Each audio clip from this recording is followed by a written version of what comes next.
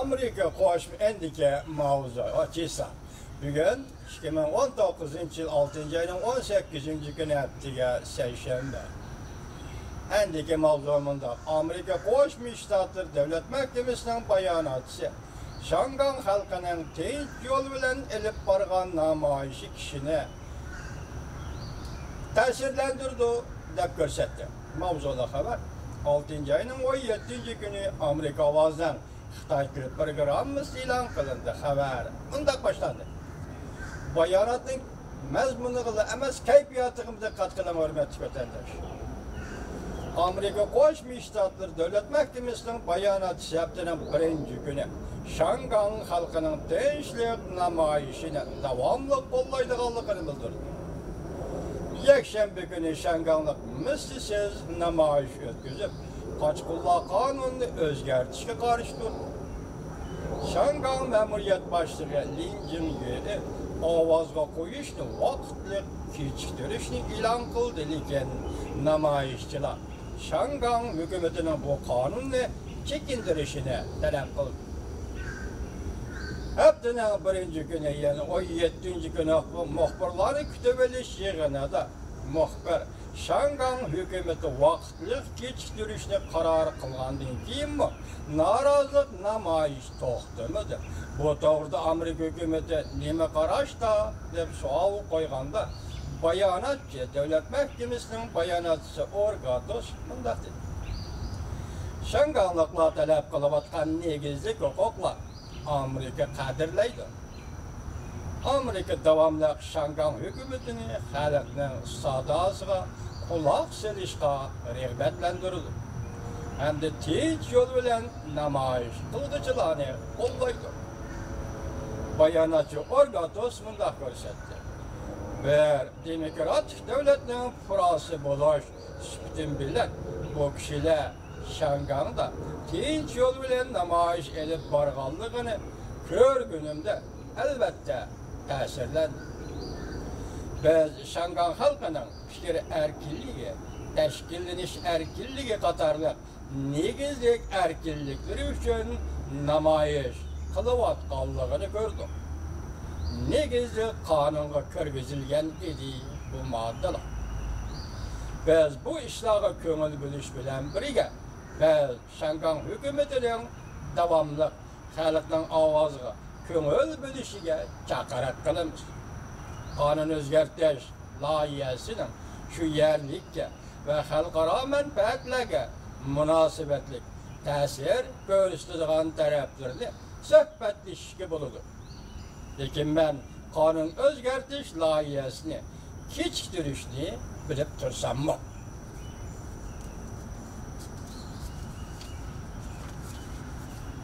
Amerika Qo'shma Shtatlarining davlat ishlar kotibi Mike Pompeo musha xabarning ichidagi xabar. Mike Pompeo tunigan qatnashgan, ya'ni yakshanba kunidagi programmada musha masala to'g'risida ba'zi qarashlarni o'tirib qo'ydi.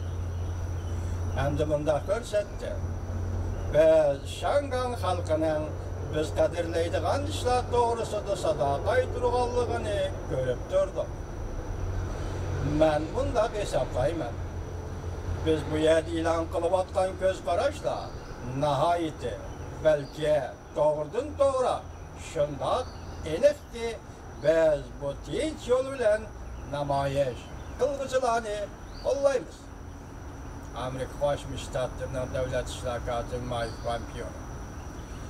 Amerika Qo'shma Shtatlarining davlat ishlar kotibi Mike Pompeo Fox xabarlari programmasida bunday ko'rsatdi.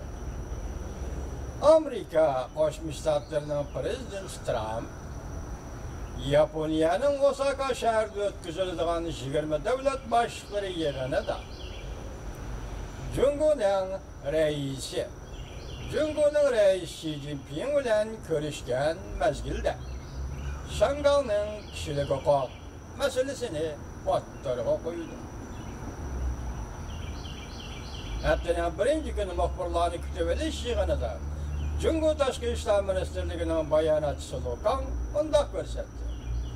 Beijing Shangang ma'muriyat amaldorlari va alohida rayon hukumatining qonun bo'yicha siyosat ijro qilishni davomli qat'iy qo'llaymiz. Şangang'da ötküzülgen zor kölemlik namayışga chet el güçleri qo'saldi.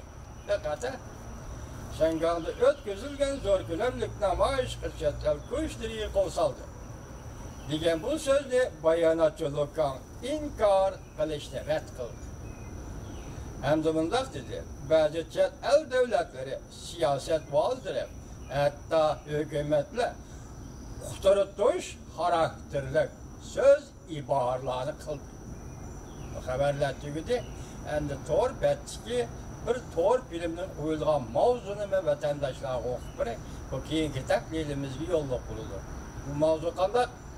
Prezident Trump Xi Jinping bilan 20 davlat boshliqlari yig'inida savdo urushi qiladi. Shangang urushi qiladi. Shangang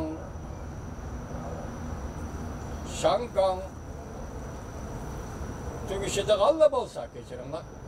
Shangang tugishida g'alla bo'lsa, Jungo cho'qon tugishida.